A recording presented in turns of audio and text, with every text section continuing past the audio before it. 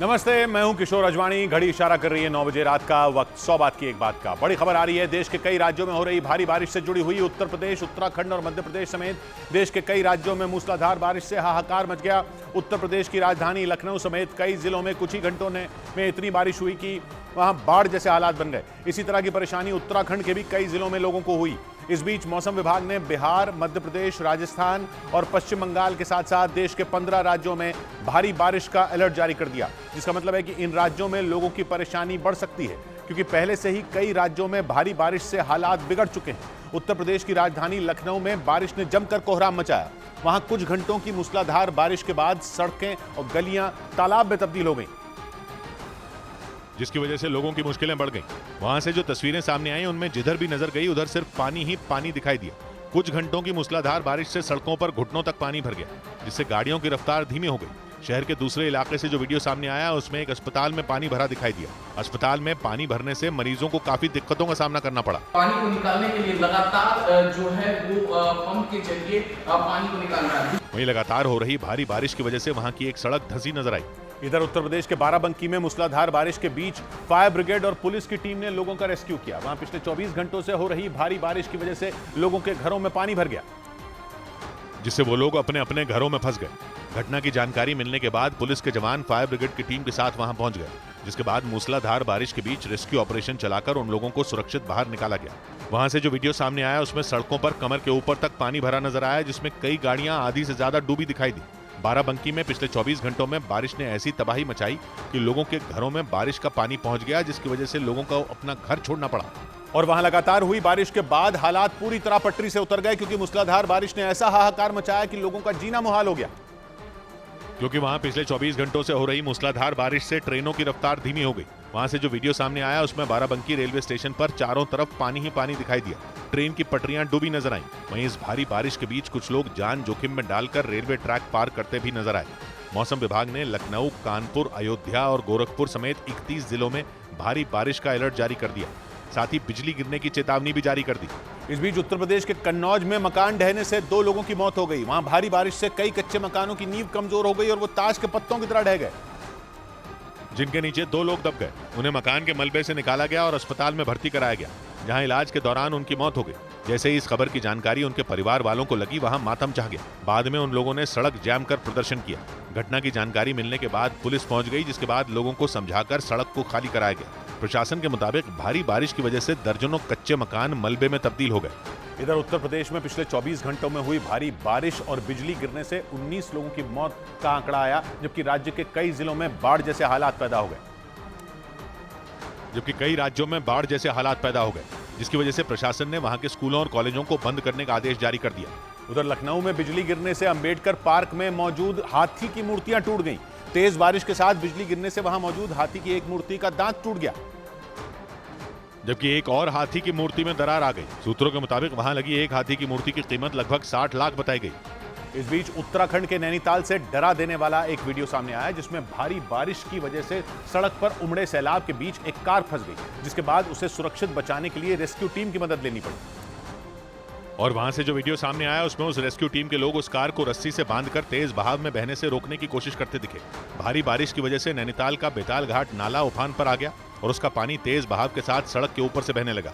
इसी बीच उस सवार ने सैलाब के बीच से उस सड़क को पार करने की कोशिश की, जिसमें वो फंस गया और वो कार तेज बहाव में बहने लगी। ये देख वहां हड़कंप मच गया।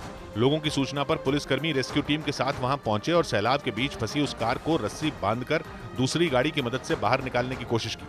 उधर अफ्रीकी देश लिबिया से डैनियल तूफान की डरा देने वाली तस्वीरें सामने आई। ये वही तूफान है जिसने बल्गेरिया और ग्रीस में तबाही मचाई। ग्रीस में डैनियल तूफान की वजह से 15 लोगों की मौत हो गई, जिसके बाद ये लिबिया के पूर्वी हिस्से से टकराया और वहां से तूफान की डरा देने वाली तस्वीरें आई, जिसमें समंदर से उठा बवंडर आगे बढ़ता नजर आया। इन तस्वीरों में आसमान में चमकती बिजली ने तो और डरा दिया। ये तस्वीरें लिबिया के बेंगाजी शहर से आईं, जो भूमध्य सागर के किनारे बना है और अफ्रीकी देश लिबिया का दूसरा सबसे ज्यादा आबादी वाला शहर है। वहां डैनियल तूफान ने हाहाकार मचा दिया। समंदर में उठे बवंडर से बेंगाजी में ऐसा सैलाब आया कि कारें सड़कों पर तिनकों की तरह बहने लगी। वहां ऐसी जबरदस्त बाढ़ आई कि ढेरों गाड़ियां डूब गईं। कार में फंसे एक शख्स की मौत की भी खबर आई, जिसके बाद लिबिया की सरकार को वहां के समंदर के किनारे बसे इलाकों में इमरजेंसी लागू करनी पड़ी। डैनियल तूफान भूमध्य सागर से उठा और उसने इसके किनारे बसे कई देशों को चपेट में ले लिया। जिनमें लीबिया भी शामिल हो गया, जहां ग्रीस और बल्गेरिया जैसी ही तबाही हुई, क्योंकि डैनियल तूफान तुर्की, बल्गेरिया और ग्रीस से होते हुए लीबिया पहुंचा और वहां के बेंगाजी शहर में 50 से 250 मिलीमीटर के बीच बारिश हुई। डैनियल तूफान आयोनियन सागर में लो प्रेशर सिस्टम बनने की वजह से आया और आयोनियन सागर भूमध्य सागर का हिस्सा है। जहां उठे इस खतरनाक तूफान ने उन देशों में आसमानी आफत ला दी जहां आमतौर पर इतनी बारिश नहीं होती। उधर यूरोप के देश स्पेन में हुई मूसलाधार बारिश ने वहां के कई इलाकों में मुश्किलें बढ़ा दी। गिजोन में तो आसमान से ऐसी आफत बरसी कि जमीन पर हाहाकार मच गया। तेज बारिश की वजह से पूरा का पूरा शहर पानी में डूब गया। बाढ़ ने वहां के लोगों का जीना मुहाल कर दिया, क्योंकि स्पेन के गिजोन शहर में जहां तक निगाह गई सिवाय मटमैले पानी के कुछ नजर नहीं आया। पानी भी इतना कि कारें आधी डूब गईं। वहां से जो वीडियो सामने आया उसमें बाढ़ के पानी को देखकर ऐसा लगा मानो शहर के बीच कोई डैम फूट पड़ा हो और सैलाब सड़कों पर बहता दिखा, जिसका बहाव इतना तेज था कि उसकी जद में आने वाले पेड़ तिनके की तरह बह गए। यही नहीं, बाढ़ के पानी की वजह से कई कारें बीच रास्ते में फंस गईं, जिसकी वजह से लोगों को परेशानियों का सामना करना पड़ा। हालांकि वहां बिगड़ते हालात के बाद राहत और बचाव दल एक्टिव हो गए, लेकिन बाढ़ ने पूरे के पूरे शहर को टापू में बदल दिया। इस बीच चीन के तट से टकराने के एक हफ्ते बाद भी हाइक्वी तूफान का असर कई इलाकों में देखने को मिला। इस तूफान की वजह से चीन के कई इलाकों में लगातार 7वें दिन भी बारिश हुई, जिसकी वजह से कई जगहों पर बाढ़ जैसे हालात बन गए। चीन के फुजियान प्रांत में हाइक्वी तूफान के गुजरने के बाद लगातार 7वें दिन बारिश हुई, जिससे भयंकर तबाही मच गई। वहां के एक इलाके से सामने आई तस्वीर में चारों तरफ पानी ही पानी दिखाई दिया। सड़कों पर खड़ी कई गाड़ियां डूब गईं, तो बाढ़ का पानी सैकड़ों मकानों में भी घुस गया, जिसके बाद राहत और बचाव दल की टीमों ने बाढ़ में फंसे लोगों को निकालने का काम शुरू किया। इस दौरान सैकड़ों लोगों को उनके घरों से निकालकर सुरक्षित जगहों पर पहुंचाया गया। क्योंकि चीन के शांसी प्रांत में हुई भारी बारिश से हाहाकार मच गया। वहां कई घंटों तक मूसलाधार बारिश हुई, जिससे भयंकर तबाही मच गई। क्योंकि लगातार हुई बारिश से सड़कों पर सैलाब आ गया, जिसमें कई लोग बह गए। चीन के शांसी प्रांत के एक इलाके से सामने आई तस्वीर में दिखा कि बारिश के बाद सड़क पर पानी का बहाव इतना तेज हो गया कि वो अपने साथ सब कुछ बहा कर ले गया। कुछ लोगों ने उसका सामना करने की भी कोशिश की, लेकिन सैलाब के आगे उनकी एक न चली। इसी तरह कई दूसरे इलाकों में भारी बारिश ने लोगों की मुसीबत बढ़ा दी। हालांकि रेस्क्यू टीम ने कई जगहों पर अभियान चलाकर लोगों को बाढ़ जैसे हालात से निकाला। कुछ इलाकों में पहाड़ खिसकने से भी रास्ते बंद हो गए, जिसके बाद मलबे को हटाने का काम शुरू किया गया। उधर अमेरिका में ली नाम के चक्रवाती तूफान से निपटने की तैयारियां तेज हो गईं। चक्रवाती तूफान ली को पिछले कुछ सालों का सबसे ताकतवर तूफान माना जा रहा है, जिसके लिए पहले ही कैटेगरी 5 का अलर्ट जारी किया जा चुका है। यह अलर्ट अमेरिका में किसी भी कुदरती तबाही का सबसे बड़ा अलर्ट होता है। दावा किया जा रहा है कि ली तूफान की वजह से 265 किलोमीटर प्रति घंटा की रफ्तार से हवाएं चल सकती हैं। हालांकि ली तूफान के अमेरिका के तट पर पहुंचने में करीब एक हफ्ते का वक्त बाकी है, लेकिन इस ताकतवर तूफान की आहट ने ही लोगों को डरा कर रख दिया है। माना जा रहा है कि पिछले कुछ दशकों में इससे ताकतवर तूफान अमेरिका में पहले कभी नहीं आया। इस बीच अफ्रीकी देश मोरक्को से भूकंप की दिल दहला देने वाली तस्वीरें सामने आई। मोरक्को में 2 दिन पहले 6.8 तीव्रता का भूकंप आया था, जिसमें 2000 से ज्यादा लोगों की जान चली गई। हजारों लोग अब भी मलबे में दबे हैं, क्योंकि 2 दिन पहले मोरक्को में ऐसा शक्तिशाली भूकंप आया जिसने दुनिया को हिलाकर रख दिया। वहां से भूकंप की डरा देने वाली तस्वीरें आई। एक तस्वीर में दिखा कि जैसे ही भूकंप की वजह से जमीन हिलनी शुरू हुई, लोग भागने लगे और तभी एक इमारत का हिस्सा भरभरा कर नीचे गिर पड़ा। जबकि दूसरी तस्वीर में भूकंप आते ही एक दीवार गिर पड़ी, जिसके बाद वहां खड़ा एक शख्स दौड़कर वहां से निकला।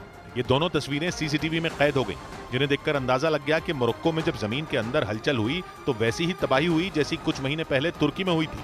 क्योंकि मोरक्को में से भूकंप की कई डरावनी तस्वीरें सामने आई, जिनमें एक में दिखा कि भूकंप की वजह से वहां एक शादी समारोह में भगदड़ मच गई। शादी समारोह का ये वीडियो मराकेश का बताया गया। इसमें शादी के समारोह में एक गायक गाना गा रहा था। संगीत की धुन का लोग मजा उठा रहे थे, लेकिन तभी भूकंप आ गया। गाना बजाना बीच में ही रुक गया और लोग भागने लगे और चीख पुकार मच गई। भगदड़ के इस वीडियो में दिखा कि लोगों को भूकंप के तेज झटके महसूस हुए और संगीत बजा रहे लोग उठकर मैरिज हॉल से बाहर भागे। क्योंकि मोरक्को में 6 दशक में सबसे भयंकर भूकंप आया। वहां मलबे में फंसे लोगों को बचाने के लिए रेस्क्यू ऑपरेशन लगातार जारी है। सबसे बुरा हाल तो वहां के गांवों का है, क्योंकि वहां के मकान भूकंप के तेज झटकों को संभाल नहीं पाए और भरभरा कर गिर पड़े, जिनके मलबे में हजारों लोग दब गए, जिन्हें बचाने के लिए मोरक्को में रेस्क्यू ऑपरेशन चलाया गया। जो तस्वीरें आई उनमें चीख पुकार के बीच रेस्क्यू टीम लोगों को मलबे से निकालकर अस्पताल ले जाती नजर आई। इन लोगों के लिए ग्रामीण इलाकों में रेस्क्यू ऑपरेशन चलाना कठिन हो गया, क्योंकि वहां के मकान भूकंप के झटके नहीं झेल पाए और ढह गए, जिसकी वजह से मोरक्को के गांवों में मलबे का ढेर जमा हो गया, जिसमें दबे हजारों लोगों को बचाने में रेस्क्यू टीम के पसीने छूट गए। भाग दौड़ के बीच जो लोग जिंदा बच गए वो अपने रिश्तेदारों की ऐसी हालत देखकर टूट गए। क्योंकि मोरक्को में 6.8 तीव्रता का जो भूकंप आया वो इतना खतरनाक था कि भूकंप के केंद्र से 350 किलोमीटर दूर तक इसके झटके महसूस किए गए। मोरक्को में पिछले 6 दशक में ऐसा भूकंप नहीं आया, और जब आया तो मोरक्को तबाह हो गया, क्योंकि वहां 6.8 तीव्रता के झटके महसूस किए गए, जिसे रिक्टर स्केल पर तेज भूकंप की श्रेणी में रखा जाता है, जिसमें भीड़ भाड़ वाले इलाकों में नुकसान का डर होता है। मोरक्को में आए भूकंप का केंद्र वहां के ऐतिहासिक शहर मराकेश में जमीन के अंदर करीब 18.5 किलोमीटर गहराई में था। वैज्ञानिकों का मानना है कि वहां इसलिए भी भूकंप की तीव्रता ज्यादा रही क्योंकि जमीन के अंदर भूकंप के केंद्र की गहराई कम थी, जिसकी वजह से भूकंप के तेज झटके मराकेश से 350 किलोमीटर मोरक्को की राजधानी रबात तक महसूस किए गए। और मोरक्को में आए भूकंप के बाद से ही वहां लगातार रेस्क्यू ऑपरेशन जारी है। इस बीच भूकंप से प्रभावित हुए लोगों की मदद के लिए वहां की सेना ने हेलीकॉप्टर के जरिए जरूरी सामान मुहैया कराया, जिसका एक वीडियो भी सामने आया। और जो वीडियो सामने आया उसमें पहाड़ी इलाके में सेना के जवान हेलीकॉप्टर के जरिए जरूरी सामान नीचे गिराते दिखाई दी। बताया गया कि लोगों तक खाने पीने और दवाइयों जैसा सामान पहुंचाने के लिए लगातार हेलीकॉप्टर की मदद ली जा रही है, क्योंकि मोरक्को में आए भूकंप की वजह से वहां भीषण तबाही मच गई है, जिससे लोगों के घर जमींदोज हो गए और वो लोग राहत कैंप में रहने को मजबूर हो गए, क्योंकि कुछ इलाकों में तो राहत का सामान पहुंचाना भी मुश्किल हो गया। यही वजह रही कि वहां बड़े पैमाने पर रेस्क्यू ऑपरेशन जारी है। उधर विनाशकारी भूकंप की मार झेलने वाले मोरक्को की मदद न करने के आरोपों को फ्रांस ने नकार दिया। फ्रांस के विदेश मंत्री ने दावा किया कि उनकी सरकार ने मोरक्को की मदद से कभी इनकार नहीं किया। लेकिन फ्रांस के मुताबिक आपसी तनातनी की वजह से मोरक्को की सरकार ने उससे मदद नहीं मांगी।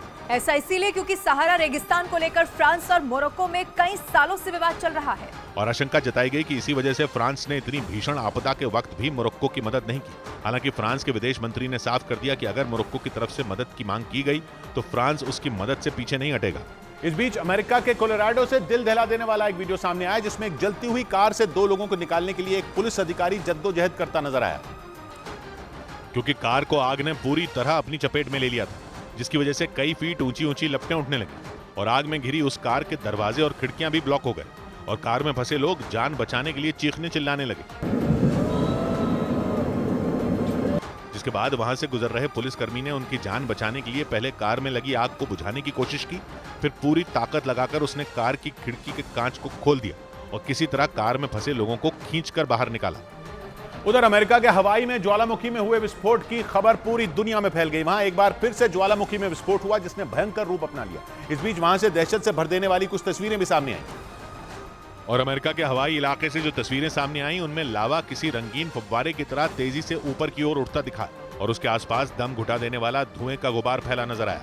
साथ ही काफी दूर तक जमीन का बड़ा हिस्सा सिर्फ राख में तब्दील दिखाई दिया। ऐसा लगा जैसे भारी विस्फोट के बाद धधकता लावा कुछ ही देर में बड़े इलाके को तबाह कर देगा, क्योंकि वहां ज्वालामुखी में एक बार फिर से विस्फोट हो गया, जिसके बाद खतरे को देखते हुए अलर्ट जारी कर दिया गया। इससे पहले वहां जून और जनवरी के महीने में ज्वालामुखी में विस्फोट हुआ था।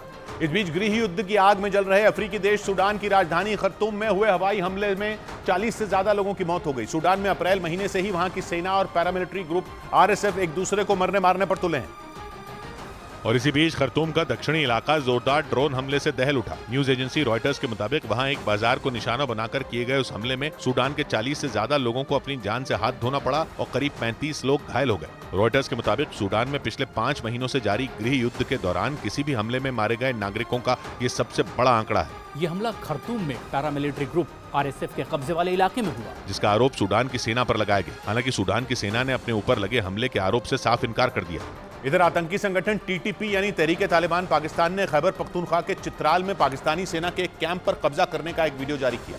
कुछ रोज पहले इस आतंकी संगठन ने पूरे चित्राल पर कब्जा करने का दावा किया था, जबकि पाकिस्तान ने TTP के इस दावे को नकार दिया। इसके बाद इस आतंकी संगठन ने सबूत के तौर पर एक वीडियो जारी किया, जिसमें उसके लड़ाके चित्राल इलाके में मौजूद पाकिस्तानी सेना के एक कैंप में दाखिल होते और वहां कब्जा करते नजर आए। TTP के आतंकी तबाह हो चुके पूरे कैंप में घूमते दिखे। इस दौरान कुछ लड़ाके दीवार पर बने पाकिस्तान के झंडे पर पत्थर मारते भी दिखाई दिए। TTP का दावा है कि उसके इस ऑपरेशन में पाकिस्तान की सेना के 40 से ज्यादा सैनिक मारे जा चुके हैं। इस बीच अफगानिस्तान ने पाकिस्तान पर उसके एक ट्रक को जलाने और उसमें बैठे लोगों को प्रताड़ित करने का आरोप लगाया। जिस ट्रक को जलाया गया वो अफगानिस्तान से पाकिस्तान के रास्ते भारत आ रहा था और आरोप है कि पाकिस्तान के बलूचिस्तान में उसे आग के हवाले कर दिया गया। इस घटना पर अफगानिस्तान के विदेश मंत्रालय ने कड़ी नाराजगी जताई और पाकिस्तान को गंभीर अंजाम भुगतने की चेतावनी दी। तालिबान ने दावा किया कि तोरखम बॉर्डर पर हुई फायरिंग और चित्राल पर आतंकी संगठन TTP के हमले से पाकिस्तान बौखलाया हुआ है और इसी वजह से वो जानबूझकर अफगानिस्तान के कारोबार को निशाना बना रहा है। जबकि पाकिस्तान का आरोप है कि TTP के आतंकी तालिबान के इशारे पर हमले कर रहे हैं। उधर पाकिस्तान के तोरखम बॉर्डर को बंद करने के फैसले पर तालिबान पाकिस्तान की सरकार पर भड़क गए।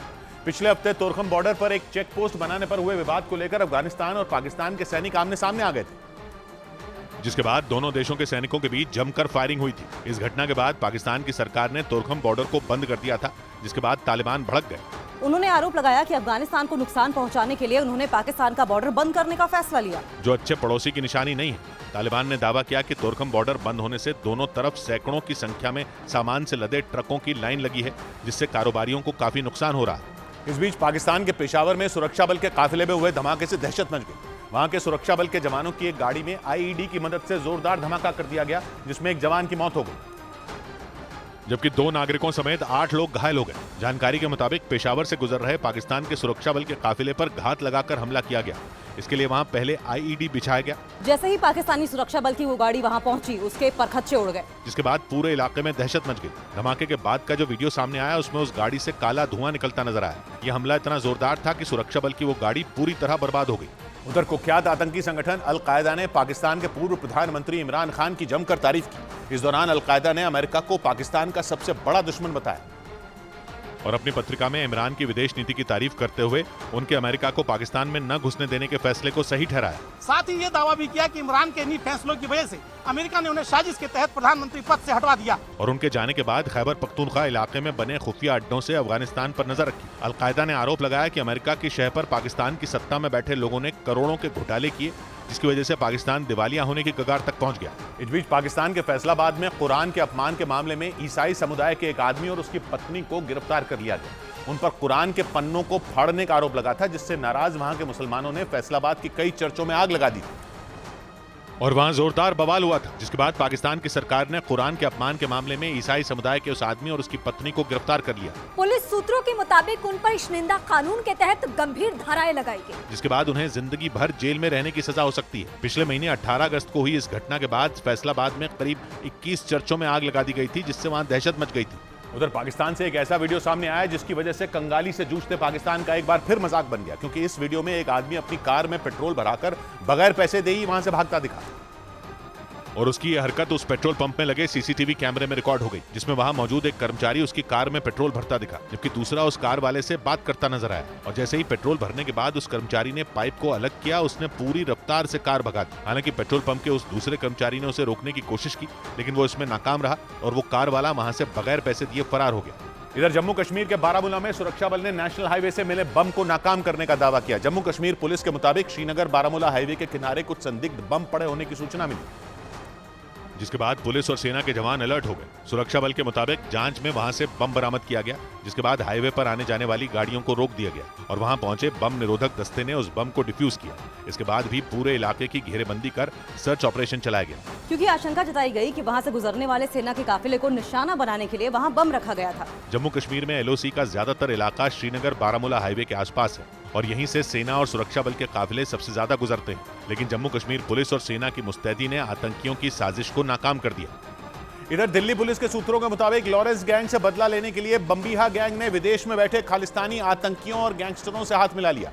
एक रोज पहले दिल्ली पुलिस ने इस गैंग के शूटर हैरी राजपुरा को हरियाणा के फरीदाबाद से गिरफ्तार किया और पुलिस सूत्रों का दावा है कि पूछताछ में इसने बम्बीहा गैंग के इंटरनेशनल नेटवर्क से जुड़े सारे राज उगल दिए। सूत्र बताते हैं कि हैरी ने दावा किया है कि बम्बैया गैंग ने खुद को मजबूत करने के लिए विदेश में बैठे खालिस्तानी आतंकियों और गैंगस्टरों से हाथ मिला लिया है। सूत्रों के मुताबिक उसने ये भी बताया कि बम्बीहा गैंग का मकसद पंजाब में दहशत फैलाने के साथ कनाडा में बैठे लॉरेंस गैंग के गोल्डी बराड़ और अनमोल बिश्नोई को ठिकाने लगाना है। 2022 में हुए कबड्डी खिलाड़ी संदीप नांगल हत्याकांड में हैरी मुख्य आरोपी है। उधर सिंगापुर में चीन के एक विमान में लगी आग की खबर ने दुनिया भर में खलबली मचा दी। वहां एयरपोर्ट पर एक विमान में आग लगी और उस विमान के अंदर धुआं भर गया, जिससे उसमें सवार यात्रियों का दम घुटने लगा और दम घुटने की वजह से 9 यात्रियों की तबीयत बिगड़ गई, क्योंकि चीन के उस विमान में अचानक आग लग गई। बताया गया कि सिंगापुर के चांगी एयरपोर्ट पर लैंड करने से पहले उस विमान में आग लगी और यात्रियों में हड़कंप मच गया। वहां से सामने आए एक वीडियो में उस विमान के अंदर धुआं भरा दिखा और वहां मौजूद यात्री घबराए नजर आए। वो विमान चीन से कर्मचारियों समेत 155 लोगों को लेकर रवाना हुआ, लेकिन सिंगापुर पहुंचने से पहले उसमें आग लग गई, जिसके बाद पायलट ने किसी तरह उस विमान को लैंड करवाया और आनन फानन में यात्रियों को बाहर निकाला गया। इस बीच अफ्रीकी देश नाइजीरिया में हुए दर्दनाक हादसे की खबर पूरी दुनिया में सुर्खियां बन गई। वहां एक नाव डूबने से उसमें बैठी महिलाओं और बच्चों समेत 26 लोगों की जान चली गई, जबकि कई लोग लापता हो गए और लापता लोगों को ढूंढने के लिए रेस्क्यू ऑपरेशन तेज कर दिया गया, क्योंकि नाइजीरिया के नाइजर स्टेट में उस नाव के डूबने से बड़ा हादसा हो गया। बताया गया कि ज्यादा लोग सवार होने की वजह से वो नाव हादसे का शिकार हुई, जिसमें महिलाएं और बच्चों समेत करीब 100 लोग सवार थे, जो तय संख्या से काफी ज्यादा बताया गया। वहीं इस हादसे की जानकारी मिलते ही प्रशासन ने वहां राहत का काम शुरू किया और 30 लोगों को रेस्क्यू कर लिया, जबकि 26 लोगों की मौत की पुष्टि कर दी गई। वहीं लापता हुए लोगों की तलाश के लिए गोताखोरों की टीम जुट गई। उधर टीडीपी अध्यक्ष और आंध्र प्रदेश के पूर्व मुख्यमंत्री एन चंद्रबाबू नायडू की गिरफ्तारी के विरोध में उनकी पार्टी के कार्यकर्ताओं ने राज्य में कोहराम मचा दिया। 2 दिन पहले एक घोटाले के आरोप में गिरफ्तारी के बाद चंद्रबाबू नायडू को 14 दिन की न्यायिक हिरासत में भेज दिया गया था, जिस पर टीडीपी के कार्यकर्ताओं ने आसमान सिर पर उठा लिया और आंध्र प्रदेश के अमरावती से सामने आई तस्वीरों में वो पुलिस के एक ट्रक के आगे बैठे नजर आए। आदमियों को तो पुलिस उठाकर ले गई, लेकिन महिला प्रदर्शनकारियों को पुलिस बड़ी मुश्किल से खदेड़ पाई। मगर आंध्र प्रदेश के पश्चिम गोदावरी में तो पुलिस टीडीपी कार्यकर्ताओं को ऑटो रिक्शा में ठूंस कर ले जाती दिखी। वहां प्रदर्शनकारियों ने पुलिस के खूब पसीने भी छुड़ाए। कोई जमीन पर लेट गया तो किसी को पुलिस को उठाकर ले जाना पड़ा। इस बीच कर्नाटक सरकार की शक्ति योजना के विरोध में वहां के प्राइवेट ट्रांसपोर्ट यूनियन के लोगों का प्रदर्शन तेज हो गया। वहां शक्ति योजना के तहत महिलाओं को पूरे राज्य में सरकारी बसों से मुफ्त यात्रा कराई जा रही है और इसी के विरोध में कर्नाटक में कई जगहों पर सरकार के खिलाफ विरोध प्रदर्शन किया गया। बेंगलुरु से सामने आई एक तस्वीर में प्राइवेट ट्रांसपोर्ट यूनियन से जुड़े कई लोग सरकार की शक्ति योजना का विरोध करते दिखे और उन्होंने आरोप लगाया कि इस योजना की वजह से उनको भारी आर्थिक नुकसान उठाना पड़ रहा है। That government has to give the compensation for the auto drivers and other taxi drivers. Karnataka सरकार ने 11 जून को शक्ति योजना को लॉन्च किया था। इस योजना के तहत महिलाओं को सरकारी बसों में मुफ्त यात्रा कराई जाती है। उधर चीन से बढ़ते तनाव के बीच इंडोनेशिया, अमेरिका और ऑस्ट्रेलिया की सेनाओं ने एक साथ चीन को अपनी ताकत दिखाई। बीते कुछ महीने से चीन लगातार ऑस्ट्रेलिया और इंडोनेशिया को आंख दिखा रहा है, जिसके बाद अब उन देशों ने भी चीन की हेकड़ी निकालने का मन बना लिया। और इसी कड़ी में तीनों देशों की सेनाओं ने इंडोनेशिया के जावा में एक बड़ी ड्रिल की। वहां सबसे पहले तीनों देशों की थल सेना के जवानों ने दम दिखाया और उसके बाद वायुसेना के जवानों ने अपनी ताकत परखी। उन्होंने आसमान में हेलीकॉप्टरों से उड़ान भरी और दुश्मन का नामो निशान मिटाने का अभ्यास किया। इतना ही नहीं, तीनों देशों की सेना के जवानों ने दुश्मन को घेर कर उसे ढेर करने की रणनीति भी बनाई, क्योंकि इन सभी देशों की चीन से तनातनी जारी है। इसलिए अमेरिका, इंडोनेशिया और ऑस्ट्रेलिया ने चीन को सीधा संदेश देने के लिए एक साथ मिलिट्री ड्रिल की। उधर कई देशों से तनाव के बीच चीन के राष्ट्रपति शी जिनपिंग ने अपनी सेना को जंग के लिए तैयार रहने का आदेश दे दिया। चीन इन दिनों कई देशों का सबसे बड़ा दुश्मन बन गया है और उसकी दुश्मनी ताइवान, फिलीपींस, जापान और वियतनाम समेत दुनिया के कई देशों से। इसी बीच राष्ट्रपति शी जिनपिंग ने चीन के उत्तर पूर्व में अपनी सेना के एक मुख्यालय का दौरा किया, जहां उन्होंने अपने सैनिकों को जंग के लिए तैयार रहने का आदेश दिया। इसके साथ ही शी जिनपिंग ने सैनिकों के ट्रेनिंग का स्तर बढ़ाने का भी निर्देश दिया। उन्होंने ये दौरा ऐसे वक्त में किया जब भारत में G20 की बैठक चल रही थी। चीन के राष्ट्रपति ने अंतिम वक्त में इस बैठक में शामिल होने से इनकार कर दिया था और अपनी जगह वहां के प्रधानमंत्री को भेजा था। इधर दिल्ली के पास उत्तर प्रदेश के नोएडा से रोंगटे खड़े कर देने वाला एक मामला सामने आया। वहां एक दिन पहले एक मकान से 61 साल की एक वकील का खून से लथपथ शव मिलने के बाद उनके पति को गिरफ्तार कर लिया गया। आरोप है कि हत्या करने के बाद वो करीब 17 घंटे तक अपने घर में ही छिपे रहे, जबकि पुलिस वकील का शव मिलने के बाद उनके पति नितिन सिन्हा की तलाश बाहर कर रही थी। पूरी मंजिल पर बने स्टोर के अंदर ही नितिन सिन्हा की मौजूदगी हुई। पुलिस ने बताया कि हत्या सुबह हुई, मगर हैरानी की बात यह रही कि इस बात से अनजान एक ग्राहक दोपहर में उस मकान को खरीदने के लिए पहुंचा। पत्नी नहीं है घर में, कहा था उन्होंने? नहीं, बोले कि कैंसर पेशेंट है रूम में, हम लोग अमेरिका जा रहे हैं इलाज कर रहे हैं। बताया गया कि वकील और उनके पति के बीच मकान के लिए विवाद था। उनके पति मकान बेचना चाहते थे, मगर वकील इसका विरोध कर रही थी। इस बीच हरियाणा के करनाल की एक नहर से हरियाणा पुलिस के एक एएसआई का शव बरामद किया गया। पुलिस ने आशंका जताई कि उनकी हत्या करने के बाद शव को नहर में फेंक दिया गया, क्योंकि पुलिस ने दावा किया कि जब उनके शव को नहर से निकाला गया तो उस पर गोलियों के कई निशान पाए गए, जिसके बाद शव को पोस्टमार्टम के लिए भेज दिया गया। उन आदमी की बॉडी बरामद हुई है जिसको हमने नहर से निकाला है। पुलिस के मुताबिक वो एक रोज पहले से लापता थे और पानीपत पुलिस उनकी तलाश में जुटी थी। बताया गया कि एएसआई ऋषि पानीपत में तैनात थे। पानीपत पुलिस के मुताबिक रविवार की सुबह वो वक्त पर थाने नहीं पहुंचे और अपना फोन भी नहीं उठाया, जिसके बाद उनके साथी पुलिस कर्मियों को शक हुआ और उनके गायब होने की शिकायत दर्ज कराई गई, जिसके बाद करनाल पुलिस ने उनका शव मिलने की जानकारी दी। इधर तमिलनाडु से दिल दहला देने वाला एक मामला सामने आया। वहां तिरुपुत्तूर में एक दर्दनाक सड़क हादसे में 7 महिलाओं की मौत हो गई, जबकि 10 से ज्यादा लोग घायल हो गए। पुलिस के मुताबिक यह हादसा उस वक्त हुआ जब कुछ महिलाएं सड़क किनारे बैठी थी। तभी पीछे से आए एक तेज रफ्तार ट्रक ने वहां खड़ी एक बस को जोरदार टक्कर मार दी, जिसके बाद वो बस उन महिलाओं को कुचलते हुए पलट गई। बताया गया कि ट्रक ने जिस बस को टक्कर मारी वो खराब हो गई थी और उसमें सवार कुछ महिलाएं सड़क किनारे बैठकर उसके ठीक होने का इंतजार कर रही थी। तभी वहां बड़ा हादसा हो गया, जिसके बाद घायलों को फौरन अस्पताल में भर्ती करा दिया गया। इस हादसे में जान गंवाने वाली महिलाएं वेल्लूर जिले की बताई गई, जो मैसूर से लौट रही थी। हादसे के बाद पुलिस ने ट्रक ड्राइवर के खिलाफ मामला दर्ज कर लिया। इस बीच दिल्ली में इस साल भी पटाखों पर बैन रहेगा। दिल्ली सरकार के आदेश के मुताबिक पिछले साल की तरह इस साल भी दिल्ली में पटाखे फोड़ने के साथ ही उन्हें खरीदने और बेचने पर भी पाबंदी होगी, जिसका मतलब यह कि दिल्ली में पटाखों पर बैन जारी रहेगा। पटाखों पर प्रतिबंध लगाने का निर्णय लिया है। इधर महाराष्ट्र के ठाणे में राज ठाकरे की पार्टी एमएनएस ने मराठा आरक्षण के मुद्दे पर बंद का ऐलान किया। आरोप है कि एमएनएस के कार्यकर्ताओं ने जबरन बाजार बंद करा दिए। जिसके बाद वहां हर तरफ सन्नाटा पसरा दिखाई दिया। मनसे ने जो ये इलाका है पूरा बंद करने का बोला था तो हम लोग ने बंद कर दिया। घायलों से मिलने जालना गए राज ठाकरे ने इसे सिर्फ आरक्षण का नहीं बल्कि रोजगार से जुड़ा मुद्दा बताया था। उधर राजस्थान में चुनाव से पहले कांग्रेस को झटका लगा क्योंकि नागौर से कांग्रेस की पूर्व सांसद ज्योति मिर्धा बीजेपी में शामिल हो गई। ज्योति मिर्धा कांग्रेस के दिग्गज नेता रहे नाथूराम मिर्धा की पोती हैं और चुनाव से पहले वो बीजेपी का हिस्सा बन गई। ज्योति मिर्धा के परिवार की जाट समुदाय के वोट पर अच्छी पकड़ मानी जाती है। इस बीच जयपुर में राजस्थान सरकार की तरफ से महिलाओं को बांटे जा रहे मोबाइल फोन के लिए लंबी लंबी कतारें लग गई। वहां मौजूद महिलाओं ने आरोप लगाया कि उन्हें इन मोबाइलों के लिए घंटों तक इंतजार करना पड़ा और कुछ महिलाओं ने तो ये इल्जाम भी लगाया कि उन्हें कई दिनों तक इसके लिए चक्कर काटने पड़े। मोबाइल लेने का क्या मतलब? इस दौरान मोबाइल लेने के लिए वहां लोगों की लंबी लंबी कतारें लगी नजर आईं। सुबह से 2 बजे से कतार में लगे हुए हैं लेकिन मोबाइल नहीं मिल रहे हैं। वहां पहुंची कुछ महिलाओं ने आरोप लगाया कि घंटों तक इंतजार करने के बावजूद उन्हें मोबाइल नसीब नहीं हुए। इधर शराबबंदी वाले राज्य बिहार में लाखों रुपए की अवैध शराब मिलने से हड़कंप मच गया। गोपालगंज में पुलिस ने एक ट्रक से अंग्रेजी शराब की बड़ी खेप बरामद की जिसकी कीमत करीब 40 लाख रुपए आंकी गई। ट्रक पर शराब के करीब 400 से ज्यादा कार्टन लादे गए थे जिन्हें बिना किसी डर के ले जाया जा रहा था। शराब की इतनी बड़ी खेप देखकर पुलिस वालों के भी होश उड़ गए। शुरुआती जांच के बाद पुलिस ने दावा किया कि ये शराब हरियाणा से लाई गई थी और उसे समस्तीपुर ले जाया जा रहा था। सब के आधार पर जब स्कैनर से उसकी जांच कराई गई तो इसमें शराब होने का। पुलिस के मुताबिक आरोपियों ने चकमा देने के लिए दवा के लाइसेंस का सहारा लिया और इस मामले में पुलिस ने एक्शन लेते हुए एक आरोपी को गिरफ्तार कर लिया। इधर भोपाल से हैरान कर देने वाला एक वीडियो सामने आया। वहां एक कार ने एक लड़के को जोरदार टक्कर मार दी। हादसा उस वक्त हुआ जब वहां कीचड़ में कारों की रेस हो रही थी और इसी बीच वो लड़का ट्रैक पर आ गया जिसकी वजह से उस कार ने उसे जोरदार टक्कर मार दी। इस घटना का जो वीडियो सामने आया उसमें वो कार तेज रफ्तार से आती नजर आई। इसी दौरान ट्रैक के करीब 2 लोग खड़े दिखाई दिए। तभी उनमें एक लड़का ट्रैक पर आ गया। जब तक वो कुछ समझ पाता उस कार ने उसे जोरदार टक्कर मार दी। टक्कर इतनी तेज थी कि वो लड़का उछल कर काफी दूर जा गिरा। इस हादसे में वो लड़का बुरी तरह घायल हो गया। बाद में उसे अस्पताल में भर्ती कराया गया। उधर हंगरी से खौफ से भर देने वाला एक वीडियो सामने आया जिसमें एक एयर शो के दौरान एक प्लेन हादसे का शिकार हो गया। इस हादसे में पायलट समेत 2 लोगों की मौत हो गई जबकि 4 लोग घायल हो गए क्योंकि हंगरी में एयर शो के दौरान आसमान में करतब दिखाने के लिए उड़ा प्लेन क्रैश हो गया। इस हादसे की खौफनाक तस्वीरें आईं जिनमें प्लेन ने उड़ान तो भरी लेकिन जैसे ही वो कुछ ऊंचाई पर पहुंचा अचानक वो नीचे गिरने लगा जिसके बाद वो जमीन से टकराया और वहां आग नजर आने लगी। यह हादसा डरा देने वाला था जिसमें पायलट समेत 2 लोगों की मौत हो गई। पुलिस ने जानकारी दी कि जमीन पर गिरा प्लेन एक गाड़ी से टकराया जिसमें सवार 4 लोग घायल हो गए। हादसे के बाद एयर शो भी बंद कर दिया गया। उधर तुर्की में चलाया गया एक रेस्क्यू ऑपरेशन पूरी दुनिया में चर्चा का विषय बन गया। वहां पहाड़ से करीब 3000 फीट नीचे फंसे एक अमेरिकी नागरिक को रेस्क्यू टीम ने बचा लिया। 4 दिन पहले यह बचाव अभियान शुरू किया गया था क्योंकि मार्क डिकी नाम के अमेरिकी शोधकर्ता तुर्की में पहाड़ से करीब 3000 फीट यानी 1 किलोमीटर नीचे एक गुफा में फंस गए थे जिसके बाद उन्हें बचाने के लिए तुर्की के साथ कुल 8 देशों के करीब 190 बचाव कर्मी जुट गए।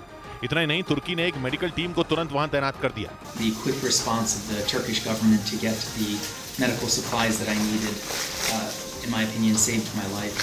क्योंकि किसी खोज के सिलसिले में वहां पहुंचे मार्क डिकी बीमार पड़ गए थे जिसकी वजह से वो पहाड़ के नीचे गुफा में फंस गए थे। हालांकि लगातार 4 दिन रेस्क्यू ऑपरेशन चलाकर उन्हें बचा लिया गया। उधर खबर है कि उत्तर कोरिया के शासक किम जोंग उन पुतिन से मुलाकात के लिए रूस रवाना हो चुके हैं। ये दावा दक्षिण कोरिया के मीडिया ने किया और जानकारी दी कि किम स्पेशल ट्रेन से रूस रवाना हो चुके हैं और रूस और उत्तर कोरिया की सीमा के नजदीक बसे शहर व्लादिवोस्तोक में पहुंचने वाले हैं। दक्षिण कोरिया के मीडिया ने दावा किया कि रूस के व्लादिवोस्तोक शहर में किम और पुतिन की मुलाकात होगी जिसमें हथियारों की डील पर चर्चा हो सकती है। यानी अगर दक्षिण कोरिया का दावा सही है तो करीब 4 साल बाद किम जोंग उन विदेश दौरे पर निकल चुके हैं। वैसे इससे पहले 2019 में भी वो व्लादिवोस्तोक ही गए थे और यूक्रेन जंग के बीच वो फिर से पुतिन से मिलने निकल चुके हैं। इधर दिल्ली में बेटियों के सामने उनकी मां की हत्या की दिल दहला देने वाली वारदात से दहशत फैल गई। महिला की हत्या का आरोप उसके पति पर लगा। पुलिस के मुताबिक आरोपी ने चाकू से कई बार उस पर हमला किया और इस हमले के दौरान जब उसकी 11 साल की बेटी ने अपनी मां को बचाने की कोशिश की तो चाकू लगने से वो भी घायल हो गई। मेरे दामाद ने क्या नाम है जो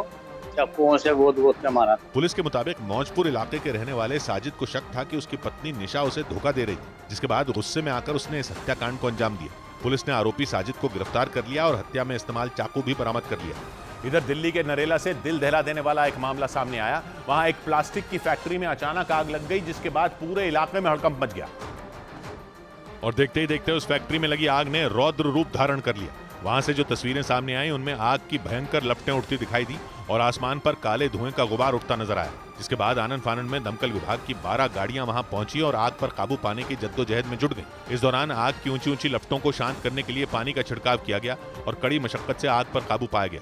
गनीमत यह रही कि जिस वक्त वहां आग लगी उस फैक्ट्री के अंदर कोई मौजूद नहीं था, जिसकी वजह से बड़ा हादसा होने से टल गया।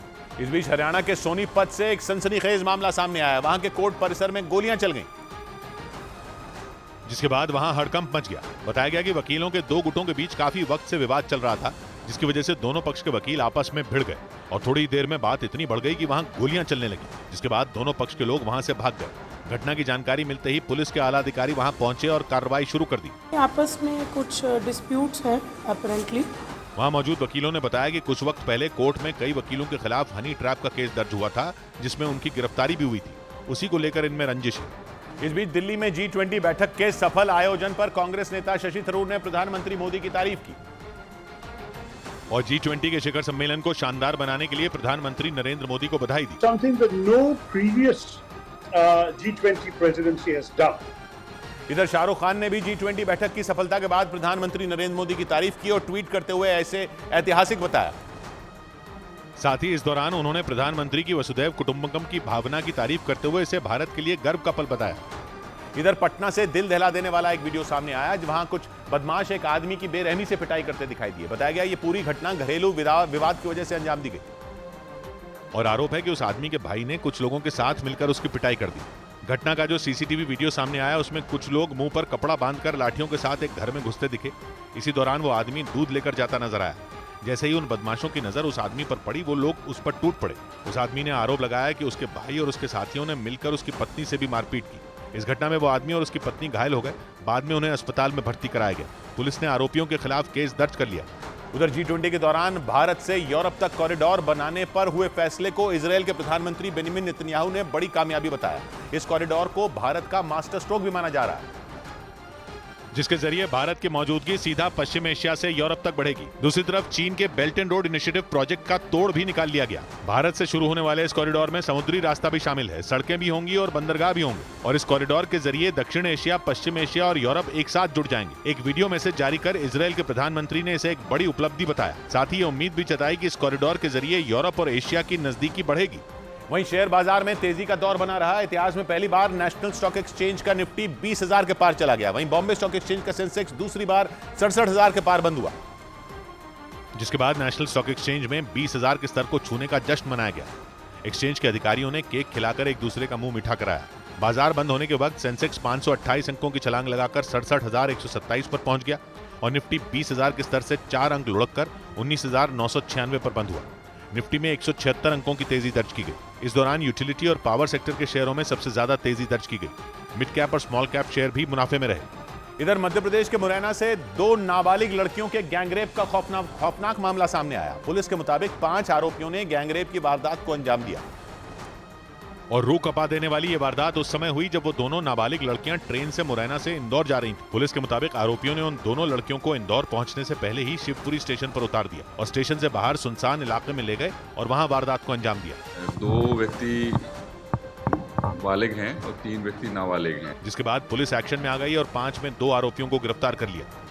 उधर अमेरिका के न्यूयॉर्क से एक चौंकाने वाला मामला सामने आया, जहां एक स्कूल में फुटबॉल मैच के दौरान झगड़े को रोकने के लिए सिक्योरिटी गार्ड को ही गोली मार दी गई, जिसके बाद वो सिक्योरिटी गार्ड वहीं जमीन पर गिर पड़ा। बताया गया कि वहां फुटबॉल मैच खेल रहे 2 गुटों में किसी बात पर अचानक झगड़ा होने लगा, जिसके बाद वहां तैनात 2 सिक्योरिटी गार्डों ने झगड़े को रोकने की कोशिश की। तभी गोली चलने की आवाज सुनाई दी और वहां अफरा तफरी मच गई।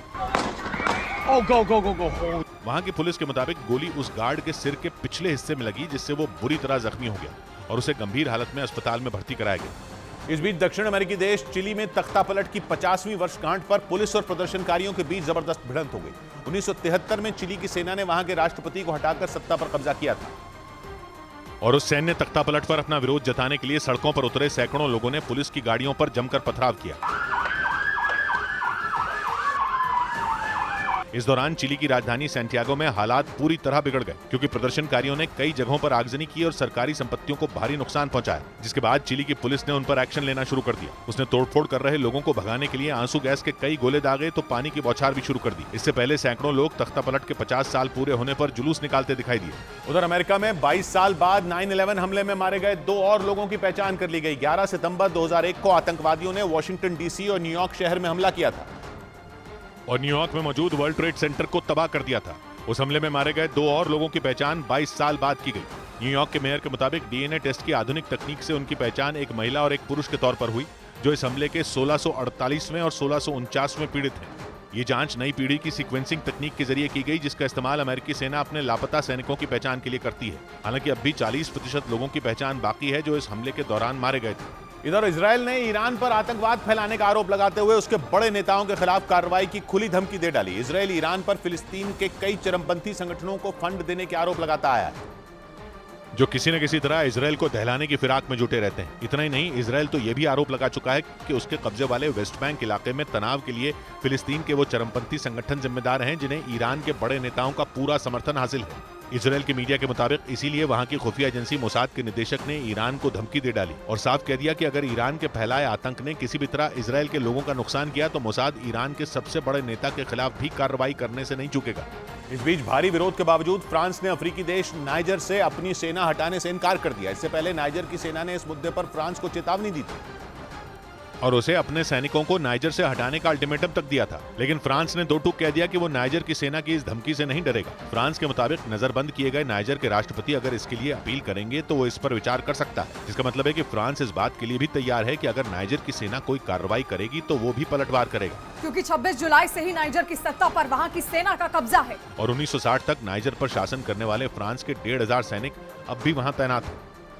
इधर दिल्ली के वसंत कुंज में दिल दहला देने वाला एक मामला सामने आया। वहां टेंट के गोदाम में आग लगने से हड़कंप मच गया क्योंकि उस गोदाम में लगी आग ने पलक झपकते ही विकराल रूप धारण कर लिया, जिसके बाद उसके आसपास रहने वाले लोगों में अफरा तफरी मच गई और फायर ब्रिगेड की 12 गाड़ियां वहां आग को काबू करने में जुट गई, जबकि पुलिस और राहत बचाव की टीम ने वहां रह रहे लोगों का रेस्क्यू कर उन्हें बाहर निकाला। वहां से जो तस्वीरें सामने आई उसमें वो गोदाम धू-धू कर जलता दिखा। आग पर काबू पाने के लिए दमकल की टीम पानी का छिड़काव करती नजर आई, लेकिन आग इतनी भयंकर थी कि उसे शांत करने में दमकल कर्मियों के पसीने छूट गए। हालांकि 4 घंटे की कड़ी मेहनत के बाद आग पर काबू पाया गया।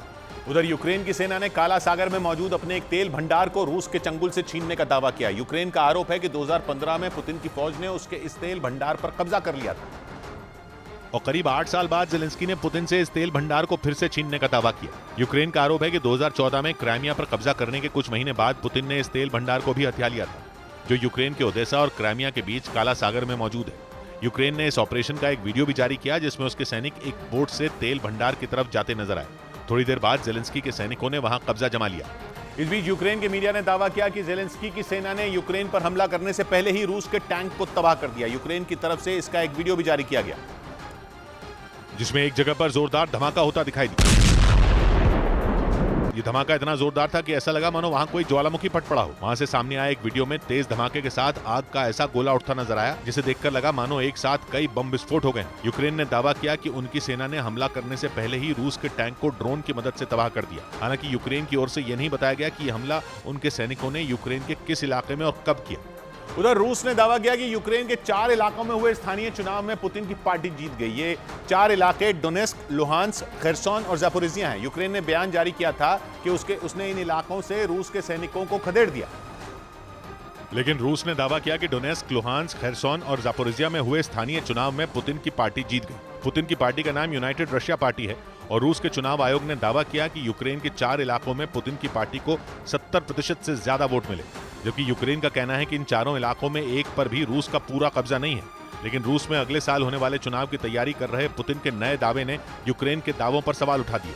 इस बीच पश्चिमी मीडिया के मुताबिक रूस से बढ़ते खतरे के बीच एस्टोनिया और लातविया ने जर्मनी से डिफेंस सिस्टम की डील कर ली। जंग में यूक्रेन की मदद करने की वजह से एस्टोनिया और लातविया को रूस से कई बार धमकी मिल चुकी है और इसीलिए एस्टोनिया और लातविया अपनी सीमाओं की किलेबंदी में जुट गए। पश्चिमी मीडिया के मुताबिक नेटो के सदस्य देश एस्टोनिया और लातविया ने बेहद ताकतवर IRIS-T air defence system Germany से खरीदे, क्योंकि IRIS-T एयर डिफेंस सिस्टम को दुश्मन के ड्रोन, मिसाइल और लड़ाकू विमानों का काल माना जाता है। जर्मनी के इस एयर डिफेंस सिस्टम की रेंज करीब 40 किलोमीटर है और ये इस दायरे में आने वाले किसी भी टारगेट को तबाह कर सकता है। ऐसे में दावा किया गया कि उन देशों को इस घातक हथियार के मिलने से रूसी फौज की मुश्किलें बढ़ जाएंगी। इधर उत्तर प्रदेश के अमरोहा से हैरान कर देने वाला एक मामला सामने आया। वहां कोतवाली के अंदर समाजवादी पार्टी के एक नेता के भाई का जन्मदिन मनाना एक पुलिस अफसर को भारी पड़ गया। जन्मदिन मनाने की तस्वीरें वायरल होने के बाद कोतवाली के प्रभारी इंस्पेक्टर का तबादला कर दिया गया, क्योंकि वायरल तस्वीरों में बिलाल कुरैशी नाम का आदमी हसनपुर कोतवाली के अंदर अपने जन्मदिन का जश्न मनाता नजर आया। बिलाल कुरैशी समाजवादी पार्टी के पूर्व नगर अध्यक्ष का भाई है। वायरल तस्वीरों में कोतवाली के अंदर मेज पर केक रखा दिखा, जिसे बिलाल और कोतवाली के प्रभारी इंस्पेक्टर साथ में काटते दिखे। यही नहीं, केक काटने के दौरान वहां मौजूद पुलिस वाले ताली भी बजाते नजर आए। ये तस्वीरें जैसे ही सोशल मीडिया पर वायरल हुई, वैसे ही अमरोहा के एसपी ने एक्शन लेते हुए कोतवाली के इंस्पेक्टर का तबादला कर दिया। उधर जापान के मीडिया ने दावा किया कि चीन के विदेश मंत्री के बाद वहां के रक्षा मंत्री भी गायब हो गए। जापान के अखबार द जापान टाइम्स की खबर के मुताबिक पिछले 2 हफ्तों से चीन के रक्षा मंत्री को वहां के किसी भी सार्वजनिक कार्यक्रम में नहीं देखा गया, जिसके बाद कई तरह की अटकलें लगाई जाने लगी। द जापान टाइम्स की रिपोर्ट में दावा किया गया कि चीन के विदेश मंत्री की तरह वहां के रक्षा मंत्री ली शांगफू भी लापता हो गए हैं। चीन के रक्षा मंत्री के गायब होने की चर्चा ने उस वक्त जोर पकड़ लिया जब जापान में अमेरिका के राजदूत ने एक ट्वीट कर उनके गायब होने पर सवाल उठाए। जापान के मीडिया के मुताबिक चीन के रक्षा मंत्री को आखिरी बार 29 अगस्त को देखा गया था, जब उन्होंने राजधानी बीजिंग में हुई एक बैठक में हिस्सा लिया था। इससे पहले जुलाई महीने में भी वहां की सेना के एक जनरल के गायब होने का दावा किया गया था। इस बीच ब्रिटेन के मीडिया ने दावा किया कि वहां की पुलिस ने चीन के लिए जासूसी करने वाले 2 लोगों को गिरफ्तार कर लिया। पकड़े गए आरोपियों में एक ब्रिटिश संसद का कर्मचारी बताया गया, जिसके पास से ब्रिटेन की संसद में आने जाने का पास बरामद किया गया। ब्रिटेन की मीडिया के मुताबिक पकड़े गए आरोपी का वहां की कंजर्वेटिव पार्टी के कई नेताओं के साथ करीबी संबंध है। ब्रिटेन की मीडिया के मुताबिक खुफिया सूत्रों से मिले सुराग के बाद लंदन पुलिस के काउंटर टेररिज्म डिपार्टमेंट ने एक्शन लिया और दोनों को गिरफ्तार कर लिया। पिछले साल ब्रिटेन की खुफिया एजेंसी MI5 ने एक सिक्योरिटी एडवाइजरी जारी की थी, जिसमें वहां की संसद के सदस्यों को चीनी जासूसों से सतर्क रहने की चेतावनी दी गई थी। इधर बिहार के हाजीपुर से एक सनसनीखेज मामला सामने आया, जिसमें एक लड़के की गोली मारकर हत्या कर दी गई और उसकी हत्या का आरोप उसके एक दोस्त पर लगा। उस लड़के के परिवार वालों के मुताबिक वो अपने उसी दोस्त के साथ पिछले 4 दिन से रहकर पढ़ाई कर रहा था और अचानक यूसुफ कौसर नाम के उस लड़के को गोली मारे जाने की खबर ने हड़कंप मचा दिया। उसके परिवार के मुताबिक पवन नाम के उसके दोस्त ने उन्हें फोन पर यूसुफ को गोली मारे जाने की खबर दी, जिसके बाद वो लोग सदर अस्पताल पहुंचे तो वहां डॉक्टरों ने जांच के बाद उसे मृत बता दिया। उसका दोस्त जो था उसका फोन आया और वो बोल रहा था कि उसको गोली लग गई, तुम बस आओ। यूसुफ के परिवार वालों ने उसके दोस्त पवन पर ही हत्या का शक जताया, क्योंकि घटना के बाद से वो फरार बताया गया। पुलिस मामले की जांच के साथ ही आरोपी की तलाश में भी जुट गई। उधर श्रीलंका के राष्ट्रपति ने वहां 2019 में हुए बम धमाकों की नए सिरे से जांच के आदेश दे दिए। कुछ दिन पहले ब्रिटेन के एक न्यूज चैनल ने उन धमाकों को राजनीतिक साजिश का हिस्सा बताया था, जिसके आरोप श्रीलंका की खुफिया एजेंसी के चीफ समेत कई बड़े अधिकारी पर लगाए गए थे। और इतना ही नहीं, ब्रिटेन के चैनल 4 के मुताबिक उन धमाकों का मकसद पूर्व राष्ट्रपति गोटाबाया राजपक्षे के लिए माहौल बनाना था, ताकि वो आसानी से चुनाव जीत सके। 21 अप्रैल 2019 को ईस्टर के दिन श्रीलंका के 3 चर्च और 3 होटलों में बम धमाके हुए थे, जिनमें 45 विदेशी नागरिकों समेत 279 लोगों की मौत हो गई थी। उन हमलों में श्रीलंका की खुफिया एजेंसी के चीफ समेत कई अधिकारियों के शामिल होने के आरोप लगे थे, लेकिन किसी के खिलाफ मुकदमा दर्ज नहीं किया गया। हालांकि चैनल 4 के दावों के बाद उन धमाकों की जांच श्रीलंका की सुप्रीम कोर्ट के एक पूर्व जज की निगरानी में कराए जाने के आदेश दे दिए गए।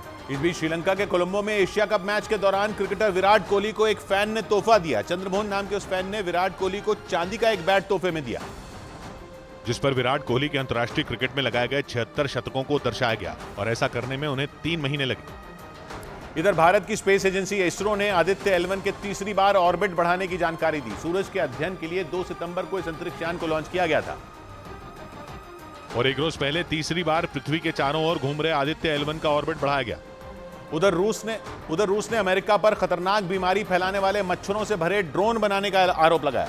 रूस के रक्षा मंत्रालय ने आरोप लगाया कि अमेरिका मच्छरों की जीन से छेड़छाड़ कर रहा है, जिससे खतरनाक बीमारी फैलाने वाले मच्छर बन रहे हैं, जिन्हें ड्रोन में भरकर रूस की सेना पर हमले की तैयारी है, क्योंकि इन मच्छरों के काटने के बाद रूस के सैनिकों को ऐसी बीमारियां होंगी जिनसे उनकी जान जा सकती है। कुछ महीने पहले रूस के एक सांसद ने भी ऐसा ही एक दावा किया था, जिसके बाद रूस के रक्षा मंत्रालय ने भी ये दावा कर डाला और कुछ तस्वीरें जारी की, जिनके आधार पर उसने दावा किया कि अमेरिका ने ऐसे ड्रोन बनाए हैं जिनमें हजारों मच्छर भरे हैं और ये मच्छर जानलेवा बीमारी फैला सकते हैं, जिनसे अमेरिका रूस के सैनिकों को मारने की साजिश रच रहा है। उधर यूक्रेन की एक वेबसाइट ने दावा किया कि यूक्रेन के खरसोन में रूस की सेना के जवानों और खुफिया अधिकारियों पर एक कार पर जबरदस्त हमला हो गया। खरसोन यूक्रेन का वो प्रांत है जिसे रूस अपना इलाका घोषित कर चुका है। जहां से सामने आए वीडियो में उस कार में जबरदस्त धमाका होता नजर आया। बताया गया कि कार में रूस की खुफिया एजेंसी FSB के 2 अधिकारी बैठे थे, तभी कार में जोरदार ब्लास्ट हो गया। इसके बाद जो हुआ,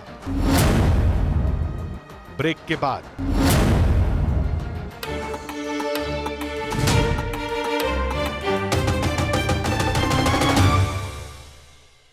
मैंने कहा रुको भाई, माँ बेटे को सुबह की चाय तो पी लेने दो, है ना? अरे माँ, आप मुझे फोन कर रही हो? तो और क्या करूं? चाय। प्यार से चाय बनाते, प्यार से रिश्ते निभाते। वाघ बकरी चाय हमेशा रिश्ते बनाए। क्या खुशबू आ रही है। ऑफिस के बाहर तुम्हारी ये वाली चाय 200 रुपए में बिकेगी, पता है? मैं ये वाली चाय सबके लिए नहीं बनाती। प्यार से चाय बनाते, प्यार से रिश्ते निभाते। वाघ बकरी चाय हमेशा रिश्ते बनाए।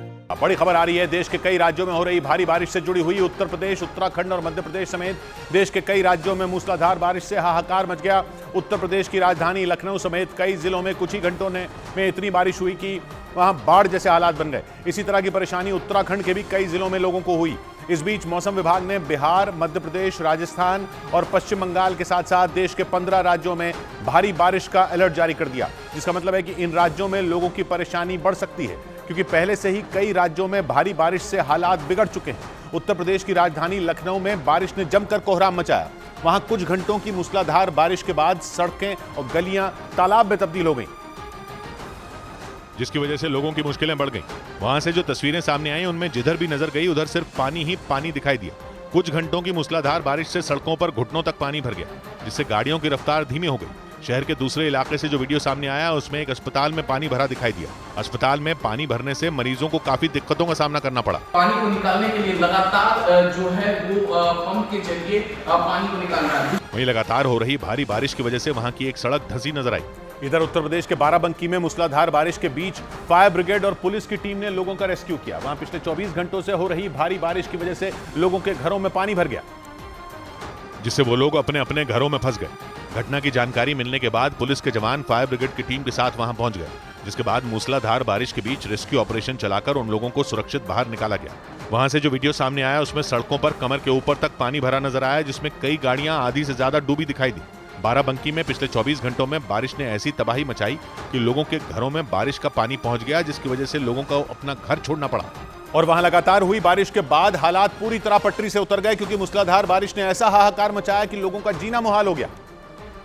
क्योंकि वहां पिछले 24 घंटों से हो रही मूसलाधार बारिश से ट्रेनों की रफ्तार धीमी हो गई। वहां से जो वीडियो सामने आया उसमें बाराबंकी रेलवे स्टेशन पर चारों तरफ पानी ही पानी दिखाई दिया। ट्रेन की पटरियां डूबी नजर आईं। वहीं इस भारी बारिश के बीच कुछ लोग जान जोखिम में डालकर रेलवे ट्रैक पार करते भी नजर आए। मौसम विभाग ने लखनऊ, कानपुर, अयोध्या और गोरखपुर समेत 31 जिलों में भारी बारिश का अलर्ट जारी कर दिया। साथ ही बिजली गिरने की चेतावनी भी जारी कर दी। इस बीच उत्तर प्रदेश के कन्नौज में मकान ढहने से 2 लोगों की मौत हो गई। वहां भारी बारिश से कई कच्चे मकानों की नींव कमजोर हो गई और वो ताश के पत्तों की तरह ढह गए, जिनके नीचे 2 लोग दब गए। उन्हें मकान के मलबे से निकाला गया और अस्पताल में भर्ती कराया गया, जहां इलाज के दौरान उनकी मौत हो गई। जैसे ही इस खबर की जानकारी उनके परिवार वालों को लगी, वहां मातम छा गया। बाद में उन लोगों ने सड़क जैम कर प्रदर्शन किया। घटना की जानकारी मिलने के बाद पुलिस पहुंच गई, जिसके बाद लोगों को समझाकर सड़क को खाली कराया गया। प्रशासन के मुताबिक भारी बारिश की वजह से दर्जनों कच्चे मकान मलबे में तब्दील हो गए।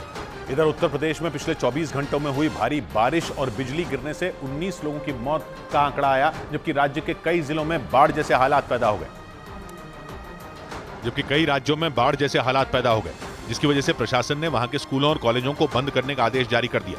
उधर लखनऊ में बिजली गिरने से अंबेडकर पार्क में मौजूद हाथी की मूर्तियां टूट गईं। तेज बारिश के साथ बिजली गिरने से वहां मौजूद हाथी की एक मूर्ति का दांत टूट गया, जबकि एक और हाथी की मूर्ति में दरार आ गई। सूत्रों के मुताबिक वहां लगी एक हाथी की मूर्ति की कीमत लगभग 60 लाख बताई गई। इस बीच उत्तराखंड के नैनीताल से डरा देने वाला एक वीडियो सामने आया, जिसमें भारी बारिश की वजह से सड़क पर उमड़े सैलाब के बीच एक कार फंस गई, जिसके बाद उसे सुरक्षित बचाने के लिए रेस्क्यू टीम की मदद लेनी पड़ी। और वहां से जो वीडियो सामने आया उसमें उस रेस्क्यू टीम के लोग उस कार को रस्सी से बांधकर तेज बहाव में बहने से रोकने की कोशिश करते दिखे। भारी बारिश की वजह से नैनीताल का बेताल घाट नाला उफान पर आ गया और उसका पानी तेज बहाव के साथ सड़क के ऊपर से बहने लगा। इसी बीच उस सवार ने सैलाब के बीच से उस सड़क को पार करने की कोशिश की, जिसमें वो फंस गया और वो कार तेज बहाव में बहने लगी। ये देख वहां हड़कंप मच गया। लोगों की सूचना पर पुलिसकर्मी रेस्क्यू टीम के साथ वहां पहुंचे और सैलाब के बीच फंसी उस कार को रस्सी बांधकर दूसरी गाड़ी की मदद से बाहर निकालने की कोशिश की।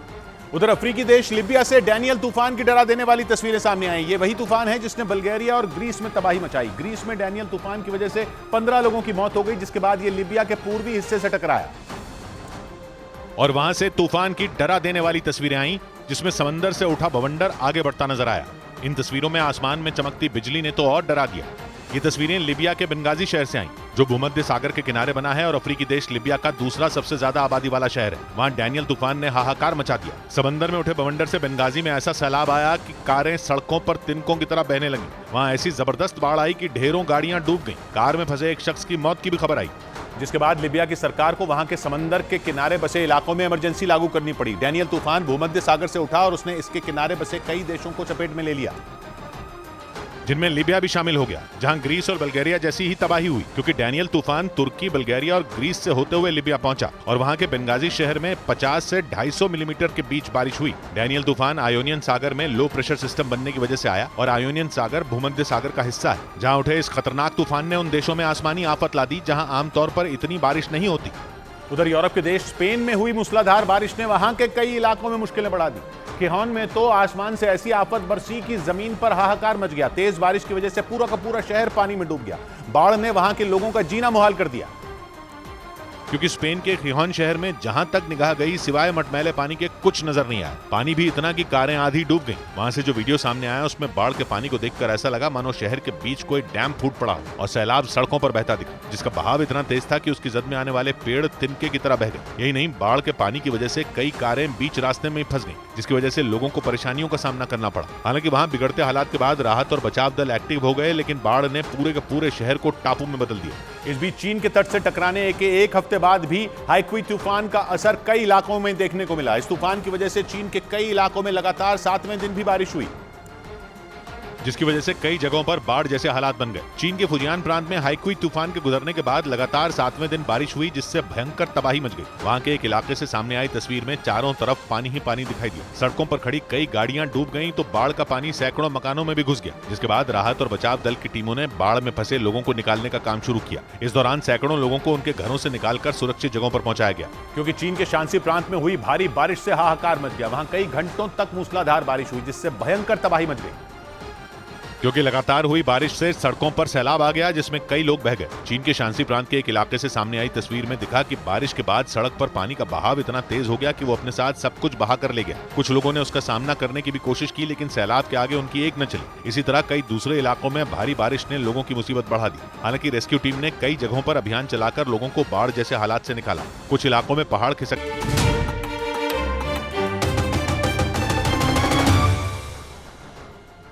बड़ी खबर आ रही है आर्मेनिया से। वहां की सेना ने तनाव बढ़ाने के बाद अपने दुश्मन अजरबैजान की सीमाओं की ओर बढ़ना शुरू कर दिया है। खतरनाक हथियारों के साथ आगे बढ़ रही आर्मेनिया की फौज के काफिले को देखकर एक बार फिर दोनों देशों के बीच जंग शुरू होने की आशंका जताई जाने लगी। इससे पहले अजरबैजान भी आर्मेनिया से लगने वाले बॉर्डर के करीब सैन्य तैनाती बढ़ाने की खबरें सामने आई थी, जिससे इस बात की संभावना बढ़ गई कि दोनों देश एक बार फिर भिड़ने के लिए कमर कस चुके हैं। सीमा विवाद को लेकर आर्मेनिया और अजरबैजान पहले भी 2 जंग लड़ चुके हैं और उनके बीच तीसरी जंग के आसार बन गए हैं, क्योंकि आर्मेनिया और अजरबैजान के बीच उस वक्त तनाव चरम पर पहुंच गया जब दोनों देश बॉर्डर वाले इलाकों में लगातार सैन्य तैनाती बढ़ाने में जुट गए। इसी बीच आर्मेनिया ने अजरबैजान की सीमा की ओर बढ़ती अपनी सेना का एक वीडियो जारी किया, जिसमें उसकी सेना की बड़ी टुकड़ी खतरनाक हथियारों के साथ नजर आई। आर्मेनिया की दर्जनों बख्तरबंद गाड़ियों का काफिला देखकर एक बार फिर जंग की चर्चाएं शुरू हो गईं, क्योंकि साल 1991 तक सोवियत संघ का हिस्सा रहे आर्मेनिया और अजरबैजान सीमा विवाद को लेकर 2 बार जंग लड़ चुके हैं और नगोर्नो कराबाख नाम के इलाके को लेकर तो दोनों देश एक दूसरे के खून के प्यासे बने हुए हैं। इस बीच आर्मेनिया और अजरबैजान की सेना का सीमा की ओर बढ़ना एक बार फिर जंग को हवा दे सकता है। हालांकि आर्मेनिया की ओर से बताया गया कि उसकी सेना बॉर्डर वाले इलाकों में सैन्य अभ्यास के लिए गई है। उधर ईरान के मीडिया के मुताबिक अजरबैजान के साथ खड़े तुर्की ने ईरान को धमकी दे डाली। दावा किया गया कि यूरोप तक अपनी पहुंच बनाए रखने के लिए ईरान अजरबैजान के कट्टर दुश्मन आर्मेनिया का समर्थन कर रहा है। इसीलिए कुछ दिन पहले जब आर्मेनिया ने अजरबैजान पर विवादित इलाके के करीब सैन्य तैनाती कर तनाव बढ़ाने का आरोप लगाया तो ईरान भड़क गया। और उसने अजरबैजान को चेतावनी दे दी। ईरान के मीडिया के मुताबिक ईरान की चेतावनी का जवाब अजरबैजान के दोस्त तुर्की ने दिया और साफ कर दिया कि अगर ईरान ने अजरबैजान के खिलाफ कोई भी कदम उठाया तो तुर्की उस पर हमला करने से नहीं चूकेगा। असल में ईरान को डर है कि आर्मेनिया पर हमले की फिराक में बैठा अजरबैजान कहीं ज़ेंगिज़ुर कॉरिडोर पर कब्जा न कर ले। ऐसा होने पर ईरान का यूरोप से संपर्क टूट जाएगा, क्योंकि अजरबैजान की राजधानी बाकू से निकलने वाला ये कॉरिडोर उसके दक्षिणी हिस्से से होकर तुर्की के पूर्व में जाएगा। ये कॉरिडोर आर्मेनिया और ईरान के बॉर्डर से भी लगता है, जो तीनों देशों को यूरोप से जोड़ेगा। इस बीच अजरबैजान पर तुर्की की धमकी के बाद ईरान ने एक वीडियो जारी कर उसे जवाब दे दिया। उस वीडियो में सिर्फ तुर्की नहीं बल्कि आर्मेनिया के खिलाफ अजरबैजान का साथ देने वाले इजराइल से भी निपटने की बात कही गई।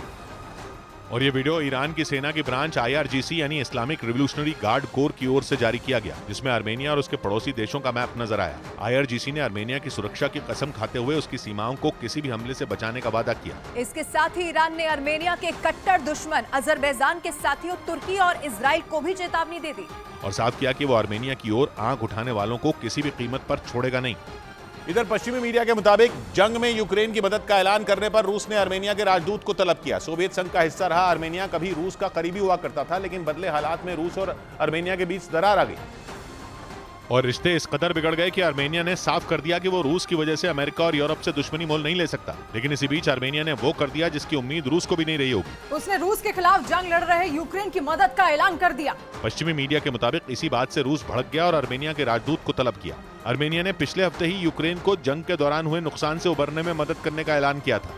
उधर यूक्रेन की एक वेबसाइट ने दावा किया कि यूक्रेन के खैरसॉन में रूस की सेना के जवानों और खुफिया अधिकारियों की एक कार पर जबरदस्त हमला हो गया।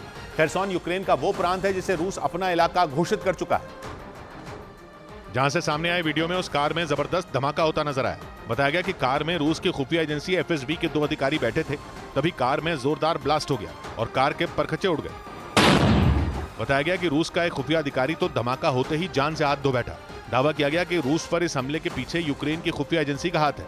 इस बीच पश्चिम एशिया के देश लेबनान के सबसे बड़े फिलिस्तीनी शरणार्थी कैंप में भड़की हिंसा में 4 लोगों की मौत हो गई। वहां शुक्रवार को 2 गुटों के बीच खूनी झड़प हुई और लेबनान के मीडिया के मुताबिक इस खूनी संघर्ष में 4 लोगों की मौत हो गई, जबकि करीब 15 से ज्यादा लोग घायल हो गए। जानकारी के मुताबिक वहां पर करीब महीना भर चले सीज फायर के बाद अचानक शुक्रवार को हिंसा भड़की और दोनों तरफ से इतनी गोलीबारी हुई कि वो पूरा कैंप आग के गोले में बदल गया। बताया गया कि इस गोलीबारी में न सिर्फ फिलिस्तीनी बल्कि लेबनान के कुछ लोग और उसकी सेना के 4 जवान भी घायल हो गए। उधर पश्चिमी मीडिया के मुताबिक ताइवान स्ट्रेट से अमेरिका का जंगी जहाज गुजरने के बाद चीन ने ताइवान को घेरने की कोशिश की। ताइवान की सेना के मुताबिक चीन के युद्धपोतों और लड़ाकू विमानों ने उसकी सरहद में घुसपैठ की और दावा किया गया कि 1 या 2 नहीं बल्कि चीन ने 13 युद्धपोत और 26 लड़ाकू विमान भेजे। चीन और ताइवान के बीच जो समुद्री गलियारा है उसे ताइवान स्ट्रेट कहा जाता है और चीन इस इलाके में किसी भी देश का दखल बर्दाश्त नहीं करता। पश्चिमी मीडिया के मुताबिक इसीलिए अमेरिका ने उस इलाके में चीन को सबक सिखाने के लिए पिछले हफ्ते वहां अपने एक जंगी जहाज को भेजा था। लेकिन दावा किया गया कि इसी बात से भड़के चीन ने ताइवान को डराने के लिए एक बार फिर अपनी सेना को भेज दिया। हालांकि ताइवान की सेना के मुताबिक उसकी कार्रवाई से पहले ही चीन के युद्धपोत और लड़ाकू विमान चले गए। इस बीच शाहरुख खान की फिल्म जवान ने भारत में 5 दिन में ही कमाई के मामले में 300 करोड़ रुपए का आंकड़ा पार कर लिया। ये फिल्म 7 सितंबर को रिलीज हुई और 5 दिन में इसने भारत में करीब 343 करोड़ कमाया और दुनिया भर में करीब 500 करोड़ से ज्यादा की कमाई कर ली। इधर छत्तीसगढ़ सरकार ने महिलाओं की सुरक्षा से जुड़ा एक बड़ा फैसला ले लिया, जिसके मुताबिक छेड़छाड़ और दुष्कर्म के आरोपियों को राज्य में सरकारी नौकरी नहीं मिलेगी। मतलब अब छत्तीसगढ़ में महिलाओं का रेप करने या फिर उनसे छेड़खानी करने वाले किसी भी आरोपी को सरकारी नौकरियों की परीक्षाओं में बैठने की इजाजत नहीं होगी। उधर आंध्र प्रदेश के पूर्व मुख्यमंत्री चंद्रबाबू नायडू को जेल में घर का खाना खाने की इजाजत मिल गई। कोर्ट ने उन्हें दवा और जेल में स्पेशल कमरे समेत सभी विशेष सुविधाएं देने का आदेश जारी कर दिया, क्योंकि चंद्रबाबू नायडू को सीबीआई ने भ्रष्टाचार के मामले में 9 सितंबर को गिरफ्तार किया था, जिसके बाद विजयवाड़ा कोर्ट ने उन्हें 14 दिनों के लिए जेल भेज दिया। इस बीच अमेरिका के राष्ट्रपति बाइडेन ने वियतनाम पहुंचने के बाद चीन और अमेरिका के संबंधों पर खुलकर बातचीत की। उन्होंने दो टूक कहा कि अमेरिका किसी भी हाल में चीन के साथ युद्ध नहीं चाहता और न ही उनका मकसद चीन को किसी तरह का नुकसान पहुंचाने का है। वियतनाम की राजधानी हनोई में मीडिया से बातचीत के दौरान बाइडेन ने बताया कि जल्द ही वो चीन के राष्ट्रपति शी जिनपिंग से भी मुलाकात करेंगे। हालांकि ये तय नहीं हुआ है कि ये मुलाकात कब और कहां होगी। वियतनाम चीन का पड़ोसी है और दोनों देशों के बीच में दक्षिण चीन सागर है। वियतनाम के कुछ हिस्सों पर चीन अपना दावा ठोकता है और उसका दावा है कि उसने वियतनाम की सीमा के पास एक टापू पर अपनी सेना और हथियार तैनात कर रखे हैं। हालांकि चीन की दादागिरी को रोकने के लिए अमेरिका के भी युद्धपोत उस इलाके में तैनात हैं।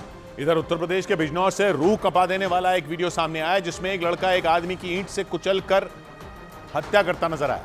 बताया गया कि वो आदमी अपनी पत्नी से मिलने के लिए ससुराल गया था, वहीं पर उस पर हमला किया गया। और इस वारदात का जो वीडियो सामने आया उसमें जमीन पर पड़े उस आदमी पर एक लड़का हमला करता दिखा।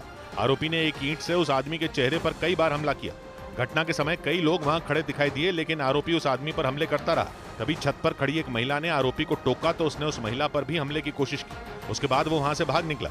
इस बीच बिहार के गोपालगंज से पुलिस के एक्शन का चौंकाने वाला एक वीडियो सामने आया। वहां कई साल से फरार आरोपियों को सरेंडर करने की चेतावनी देने के लिए पुलिस उनके घर ढोल नगाड़ों के साथ पहुंच गई। और ढोल बजवाते हुए गोपालगंज की पुलिस जब बथानी टोला गांव पहुंची तो वहां लोगों की भीड़ जमा हो गई। भीड़ के बीच में पुलिस अधिकारी ने फरार आरोपियों को जल्द सरेंडर करने की चेतावनी दी और ऐसा न करने पर उनके घरों पर बुलडोजर चलाने की बात कही। 15 से 20 दिन के अंदर हमारा 15 से 15वां दिन घर टूटना स्टार्ट हो जाएगा। इस तरह पुलिस ने अलग अलग इलाकों से फरार 7 आरोपियों के खिलाफ कार्रवाई का ऐलान किया और उनके घरों पर नोटिस लगाया।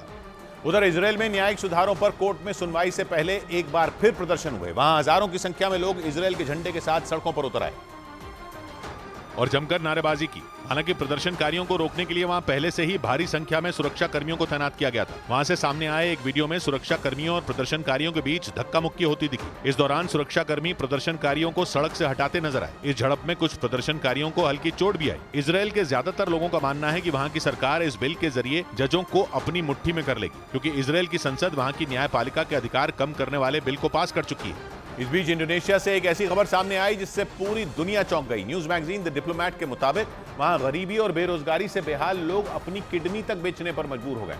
दावा किया गया कि हाल ही में इंडोनेशिया के 122 नागरिकों को कंबोडिया भेजा गया, जहां उनकी किडनी निकालकर बेच दी गई, जिसके बाद पूरे इंडोनेशिया में हड़कंप मच गया। जांच में पता चला कि मानव तस्करों ने प्लानिंग के तहत किडनी तस्करी की इस घटना को अंजाम दिया। इस मामले में 12 लोगों को वहां की पुलिस ने गिरफ्तार किया, जिनसे सख्ती से पूछताछ में इस रैकेट का पर्दाफाश हुआ। न्यूज मैगजीन द डिप्लोमैट के मुताबिक किडनी बेचने वाले लोगों में फैक्ट्री मजदूर, सिक्योरिटी गार्ड, छोटे मोटे काम करने वाले लोग और यहाँ तक कि कुछ टीचर भी शामिल थे। रिपोर्ट में दावा किया गया कि इंडोनेशिया में लोगों को शिकार बनाने के लिए मानव तस्कर ऑनलाइन कैंपेन चला रहे हैं। उधर दक्षिण अमेरिकी देश ब्राजील के राष्ट्रपति ने ऐलान किया कि अगर रूस के राष्ट्रपति पुतिन अगले साल होने वाले G20 सम्मेलन में शामिल होंगे तो उन्हें गिरफ्तार नहीं किया जाएगा। ब्राजील 2024 में होने वाले G20 सम्मेलन की अध्यक्षता करेगा, जहां एक बार फिर दुनिया भर के ताकतवर देश इकट्ठा होंगे। ब्राजील के राष्ट्रपति लूला दा सिल्वा ने अध्यक्षता मिलने के बाद पुतिन को भरोसा दिया कि ब्राजील में उनकी गिरफ्तारी नहीं की जाएगी। यूक्रेन युद्ध की वजह से नेटो के सभी सदस्य देशों ने उन्हें वॉर क्रिमिनल यानी युद्ध अपराधी घोषित कर रखा है। इस साल 17 मार्च को युद्ध अपराध के मामले में इंटरनेशनल क्रिमिनल कोर्ट ने उनके खिलाफ वारंट जारी कर दिया था और दावा किया गया कि इसी वजह से बीते 1 साल से वो रूस से बाहर निकलने से बचते रहे। हालांकि रूस के मीडिया ने दावा किया कि पुतिन अगले महीने यानी अक्टूबर में चीन की यात्रा कर सकते हैं। इधर भारत के चंद्रयान 3 की कामयाबी के बाद अमेरिका की स्पेस एजेंसी नासा भी चांद के दक्षिणी ध्रुव पर रोवर भेजने की तैयारी में जुट गई। इस मिशन को 2024 के आखिर में लॉन्च किया जाएगा, जिसके तहत नासा एक मोबाइल रोबोट चांद के दक्षिणी ध्रुव पर भेजेगा जो वहां बर्फ की खोजबीन करेगा। इधर G20 सम्मेलन में हिस्सा लेने दिल्ली पहुंचे कनाडा के प्रधानमंत्री विमान खराब होने की वजह से अपने देश नहीं लौट पाए, जबकि कनाडा के पीएम जस्टिन ट्रूडो को एक रात पहले कनाडा वापस जाना था। इस बीच उत्तर प्रदेश के मथुरा से हैरान कर देने वाला एक वीडियो सामने आया जिसमें कुछ लोग सड़क पर गुंडागर्दी करते दिखाई दिए, जिसमें 5 से 6 लोग एक लड़के को बेरहमी से पीटते हुए नजर आए। जो वीडियो सामने आया उसमें वो लोग उस लड़के पर डंडे बरसाते भी दिखे, जिसके बाद आसपास की दुकानों से कुछ लोग निकलकर आए और उन्हें रोकने की कोशिश की, लेकिन वो नहीं रुके और लगातार उस लड़के को पीटते रहे। वहां मौजूद लोगों ने बताया कि जब वो लड़का अपनी दुकान पर बैठा था तभी कई लोग उसकी दुकान में घुसे और उसे बाहर खींचकर ले गए, जिसके बाद उसकी जमकर पिटाई की गई। उधर भारत के दौरे पर आए सऊदी अरब के क्राउन प्रिंस मोहम्मद बिन सलमान को राष्ट्रपति भवन में गार्ड ऑफ ऑनर दिया गया। इससे पहले क्राउन प्रिंस मोहम्मद बिन सलमान G20 की बैठक में भी शामिल हुए थे, जिसके बाद भारत की उनकी राजकीय यात्रा शुरू हुई। राष्ट्रपति भवन में सऊदी अरब के क्राउन प्रिंस को गार्ड ऑफ ऑनर देकर उनका स्वागत किया गया। भारत के दौरे पर आए सऊदी अरब के क्राउन प्रिंस ने दिल्ली में प्रधानमंत्री नरेंद्र मोदी के साथ द्विपक्षीय बैठक की। उनके साथ सऊदी अरब के कई मंत्री और बड़े उद्योगपतियों के एक समूह ने भी इस बैठक में हिस्सा लिया और इस दौरान रक्षा, ऊर्जा और व्यापार बढ़ाने को लेकर कई अहम समझौतों पर दोनों देशों ने दस्तखत किए, जिसे प्रधानमंत्री नरेंद्र मोदी ने ऐतिहासिक कदम बताया। भारत के लिए सऊदी अरब हमारे सबसे महत्वपूर्ण स्ट्रेटेजिक पार्टनर में से एक है। पीएम ने उम्मीद जताई कि रिश्ते मजबूत होने से भारत और सऊदी अरब दोनों को फायदा पहुंचेगा। बड़ी खबर आ रही है, कई राज्यों में जारी आसमानी आफत से जुड़ी उत्तर प्रदेश और उत्तराखंड समेत कई राज्यों में लगातार हो रही बारिश से कोहराम मच गया। उत्तर प्रदेश में तो पिछले 24 घंटों में आसमान से इतनी बारिश हुई कि 19 लोगों की मौत हो गई। उत्तराखंड में भी बारिश से हालात पूरी तरह बिगड़ गए, लेकिन लोगों की परेशानी तब बढ़ गई जब मौसम विभाग ने अगले 24 घंटों में कई राज्यों में मूसलाधार बारिश का अलर्ट जारी कर दिया। क्योंकि पहले से ही कई राज्यों में भारी बारिश से हालात बिगड़ चुके हैं। उत्तर प्रदेश की राजधानी लखनऊ में बारिश ने जमकर कोहराम मचाया। वहां कुछ घंटों की मूसलाधार बारिश के बाद सड़कें और गलियां तालाब में तब्दील हो गई, जिसकी वजह से लोगों की मुश्किलें बढ़ गईं। वहां से जो तस्वीरें सामने आई उनमें जिधर भी नजर गई उधर सिर्फ पानी ही पानी दिखाई दिया। कुछ घंटों की मूसलाधार बारिश से सड़कों पर घुटनों तक पानी भर गया, जिससे गाड़ियों की रफ्तार धीमी हो गई। शहर के दूसरे इलाके से जो वीडियो सामने आया उसमें एक अस्पताल में पानी भरा दिखाई दिया। अस्पताल में पानी भरने से मरीजों को काफी दिक्कतों का सामना करना पड़ा। पानी को निकालने के लिए लगातार जो है वो पंप के जरिए पानी को निकाल रहा है। वहीं लगातार हो रही भारी बारिश की वजह से वहां की एक सड़क धंसी नजर आई। इधर उत्तर प्रदेश के बाराबंकी में मूसलाधार बारिश के बीच फायर ब्रिगेड और पुलिस की टीम ने लोगों का रेस्क्यू किया। वहां पिछले 24 घंटे से हो रही भारी बारिश की वजह से लोगों के घरों में पानी भर गया, जिससे वो लोग अपने अपने घरों में फंस गए। घटना की जानकारी मिलने के बाद पुलिस के जवान फायर ब्रिगेड की टीम के साथ वहां पहुंच गए, जिसके बाद मूसलाधार बारिश के बीच रेस्क्यू ऑपरेशन चलाकर उन लोगों को सुरक्षित बाहर निकाला गया। वहां से जो वीडियो सामने आया उसमें सड़कों पर कमर के ऊपर तक पानी भरा नजर आया, जिसमें कई गाड़ियां आधी से ज्यादा डूबी दिखाई दी। बाराबंकी में पिछले 24 घंटों में बारिश ने ऐसी तबाही मचाई कि लोगों के घरों में बारिश का पानी पहुंच गया, जिसकी वजह से लोगों को अपना घर छोड़ना पड़ा। और वहां लगातार हुई बारिश के बाद हालात पूरी तरह पटरी से उतर गए, क्योंकि मूसलाधार बारिश ने ऐसा हाहाकार मचाया कि लोगों का जीना मुहाल हो गया। क्योंकि वहां पिछले 24 घंटों से हो रही मूसलाधार बारिश से ट्रेनों की रफ्तार धीमी हो गई। वहां से जो वीडियो सामने आया उसमें बाराबंकी रेलवे स्टेशन पर चारों तरफ पानी ही पानी दिखाई दिया। ट्रेन की पटरियां डूबी नजर आईं। वहीं इस भारी बारिश के बीच कुछ लोग जान जोखिम में डालकर रेलवे ट्रैक पार करते भी नजर आए। मौसम विभाग ने लखनऊ, कानपुर, अयोध्या और गोरखपुर समेत 31 जिलों में भारी बारिश का अलर्ट जारी कर दिया। साथ ही बिजली गिरने की चेतावनी भी जारी कर दी। इस बीच उत्तर प्रदेश के कन्नौज में मकान ढहने से 2 लोगों की मौत हो गई। वहां भारी बारिश से कई कच्चे मकानों की नींव कमजोर हो गई और वो ताश के पत्तों की तरह ढह गए, जिनके नीचे 2 लोग दब गए। उन्हें मकान के मलबे से निकाला गया और अस्पताल में भर्ती कराया गया, जहां इलाज के दौरान उनकी मौत हो गई। जैसे ही इस खबर की जानकारी उनके परिवार वालों को लगी, वहां मातम छा गया। बाद में उन लोगों ने सड़क जैम कर प्रदर्शन किया। घटना की जानकारी मिलने के बाद पुलिस पहुंच गई, जिसके बाद लोगों को समझाकर सड़क को खाली कराया गया।